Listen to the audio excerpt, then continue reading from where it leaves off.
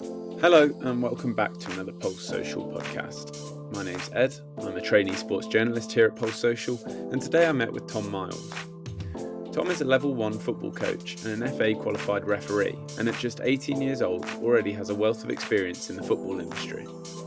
Tom played for the under-7s to the under-18s at Bromley FC Academy and has since gone on to volunteer as a coach for a host of different teams. In this podcast we discuss the way he adapts his coaching style for different groups and also a bit on his playing career. Hope you enjoy. There we are. Yeah, there we are. Got you. How are you, mate? All good. Yeah, I'm good, thanks. How are you? Yeah, not bad. You had a good weekend? Yeah, not too bad, thanks. Yourself? Yeah, not bad, mate. Just been up visiting some mates in Sheffield. So. Okay, nice. Right, I'll jump right into it, Tom, because I don't want to, take too much of your time up. But yeah, obviously happy you could come on the podcast. Marlon obviously put us in touch. Yeah, thanks for having me. Yeah, no, that's fine. Just to give you an idea is what I'm doing. I'm currently doing work around the topic of disability in sport. I know that you've got some experience in coaching as a disability coach, amongst some other things. So yeah. I think it would be good to have an insight from someone, who's so young, who's actively involved in coaching at all sorts of levels, just on your experience in sports and the range of ways that you've got involved. So, if you just want to start by just introducing yourself and explaining a little bit about what you do. Yeah, so my name's Tom. I'm 18 years old and I'm currently a community coach at Bromley Football Club. I've also played in the youth section at Bromley from under-7s right through to under-18s, including outfield positions and goalkeeper position. I'm a qualified FA referee and a FA level 1 qualified coach. I've been coaching a new number of sessions at Bromley, such as something called a mini Ravens session, which is for young children aged 18 months to 4 years old, as well as disability sessions, which is like people of all ages. And even I've been a goalkeeper coach for an under-14 side for the last 2 seasons. Yeah. So when you obviously messaged me and I said to Tom before we're obviously on the podcast now, I said, can you send me a little paragraph about what you've been up to? I was pretty amazed that you said you were just 18 and you've got such a, breadth of different experience at all different levels. But are you still playing now at all in football, or is it just the coaching and the refereeing you're doing? So I've just finished my under-18 season, which is at Bromley's like the last year. So at the moment, I'm not currently playing, but I'm off to uni in September. So I'm hoping to find a team down there in Bournemouth. So yeah, hopefully carry on playing. I think, that's a bit of a common occurrence, isn't it, amongst people? They kind of get to your sort of age, off to uni or off to work, and then think, what's the next step? But you seem to have done well to get involved in all the coaching and things. You also mentioned just a second ago when I asked you about your experience and stuff that you're doing, that you made the transition from is it from outfield to being in goal, or is it the other way around? Yeah. So obviously that's a bit of an uncommon occurrence, but particularly at a decent level like Bromley. Can you just explain a bit about how that came about? Yeah. So when I first started playing football at Bromley at like the age of 7, I was playing as a goalkeeper and outfield, so rotating between the 2 positions. So I gained a bit of experience from that. And then further down the line, when I was about 14 playing in the under-14s level, one of the goalkeeper of the team got injured, which meant he was out for the remainder of the season. And I was currently playing centre-back at that time, doing well there. But due to my experience of being in goal from a younger age, I filled in goal for the remainder of the season. And I was quite successful with that. So from the next season, they offered me a place to be the goalkeeper. And I thought, why not? So from ever since then, I haven't looked back and just been in goal. Yeah, just giving it a go. But do you enjoy being in goal more than being at centre back, or do you not really have a preference? You just like wherever you're wanted?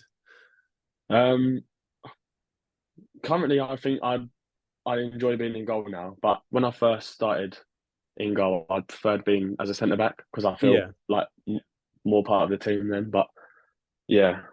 You kind of grew into it, I guess, probably as you developed as a player. Yeah, massively, yeah.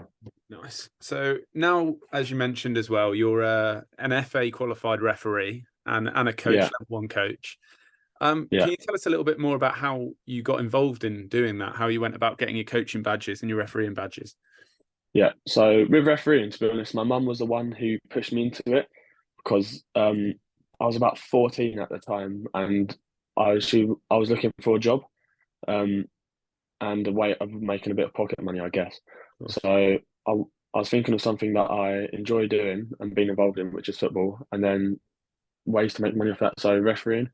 Um, so I done my refereeing course at around the age of 14, and then was refereeing games most weekends since then. Yeah. And then with coaching, it all really started from Duke of Edinburgh, the volunteering section. Yeah. I got in touch with someone at Bromley Football Club to see if there's any like coaching opportunities available, Mm. and yeah, they had some there, and that's how it all started really. And ever since then, I haven't looked back and worked my way up through the coaching badges, and hopefully going to carry on.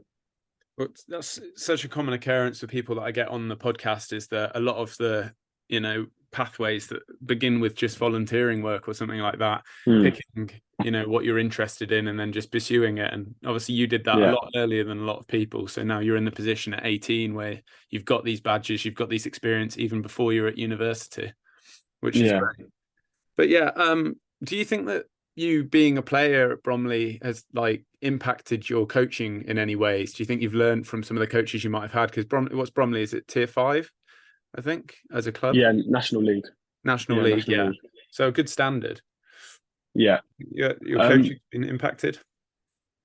yeah, massively. Especially with the goalkeeper coaching. I've used some of the experiences from playing to help me like deliver my skills for the goalkeepers. Um, Yeah, and then with playing as well, I think with the more experience you get, then the more you can relate to the players you're trying to coach and give them more like better advice and tactics that they can use in the game. yeah. Do you think you know some of the like guys around the club as well a bit better? That probably helps, doesn't it? Helps you settle in a bit, or is that? Yes, yeah, it's much Yeah. nicer, easy environment. 100%. And as well as coaching, you said as a goalkeeper coach for under 14s, you work with various different age groups and even you do some disability sessions, right? Yeah. How do you create an inclusive and supportive environment for, athletes with disabilities? Or was that something that was covered in your coaching badges? Um, well, I can't 100% remember. I've done an introduction to disability coaching in football, which definitely included some of the ways to make the environment more inclusive. But for my sessions, I try to make them fun and enjoyable so that everyone is having a good time, and also like to make sure everyone's taking part. Yeah, Um, I like to keep my sessions nice and basic, so it's not too complex, so there's not too many instructions. And also, when I deliver my sessions to the in the disability sessions, I use more visual demonstrations yeah. so that it's like more clear, Yeah, you're not just if you speaking like, at them, on you're what. showing them as well. I think that's a Yeah, good yeah, part. The fact that you're getting everyone mm, involved is such a good thing and a good way to go about it. yeah. Yeah. What when you're doing these kind of training sessions, what do you think is the most rewarding thing for you? The most rewarding thing is seeing the smiles on everyone's faces, Yeah. and then being physically active in sport, which is good to see. And also with them returning coming back every week for the next session, that's also a big like rewarding part as well, because it also shows that I'm doing something right as well, and Yeah. that they do enjoy it. And I guess the same enjoyment you got when you were younger, you're now passing on to the next kind of generation, Yeah, which is a yeah, massive thing. And you're not only, giving back to these kids, but giving back to the club that's clearly done quite a lot for you, which is a great thing. yeah. And then I guess on the flip side of that, it's what's the most, challenging part of being Um, a tr coach? yeah, trying to get everyone engaged Yeah. in one session, because different people have different preferences, like on what games they like to play. So having thinking of ways to adapt my session plan so that everyone is happy and taking part, I say that's quite a challenge. Yeah, of course. I can imagine it would be. And I guess that kind of Mm. plays into the mini ravens which you touched upon, which is, I think you said to me, is it children between 18 months and 4 years that you're coaching in that? Yeah, Yeah. Yeah, that's it. How do you manage, obviously, such a young age group, so difficult to get their attention and get them doing the activities? What kind of activities are you doing with them? Um, Really like sort of basic ones such as like treasure hunts. So on the previous Saturday, a session that we done was we'd have lay out a bunch of cones, and then under certain cones we'd have bean bags, and then we'd call the bean bags treasure to make it more like Yeah. more enjoyable for the kids. So have like a treasure hunt. So they'd have to go around checking under every cone, trying to find treasure and trying to get as many bean bags as they can. Yeah, that's good to keep them all engaged and enjoyable for them. Of course, yeah, you've got to turn it into a bit more fun than just it's a beanbag, get their imagination going and whatever. But no, it's great. It's such a Yeah, range of coaching yeah, that you do. But yeah, okay then. Final question then for you, Tom. Looking to the future, yeah, again, you've only been involved in coaching for 18 months. You're off to university. You're already doing such a range of yeah. coaching sessions. What are your aspirations and goals? So hopefully in September I'll be off to Bournemouth University, depending on exam results go well. So fingers crossed on Yeah, that. best of luck for Um, that. Thank you. But whilst I'm at uni, I'd like to still carry on coaching there. Maybe at Bournemouth Football Club in the community there, or even other clubs around in the local area. Yeah, Um, and then also at uni, my course has a placement year offer. So hopefully I could get something worth my while there. Hopefully at a football club as well, which would be nice. And then after uni, I'd like to hopefully find a job football coaching still. Ideally at as I said, a football club. But yeah, so yeah. definitely more towards staying in sport, I think. Yeah, so like long-term career around the football, maybe professional coaching at a good standard. I can see that you're getting the experience that you need to go down that pathway. Yeah. Yeah, good luck with all of that. Anyway, Tom.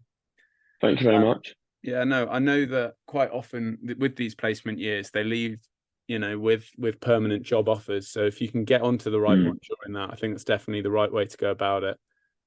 yeah. Yeah, good luck with everything. And I think for people listening, I think it's living proof that age is just a number. Tom's only 18 years old. He's got all of his coaching badges and his refereeing, and he's clearly enjoying himself, aren't you, Tom? Yeah. Very Yeah. much. Well, that's great. Well, thanks for coming on then, Tom, and answering my questions. Thank you for having me. Cheers. Have a good night and best of luck for the future. All right. Cheers, you too. Thank you. Cheers, mate. Bye bye. Bye. Bye.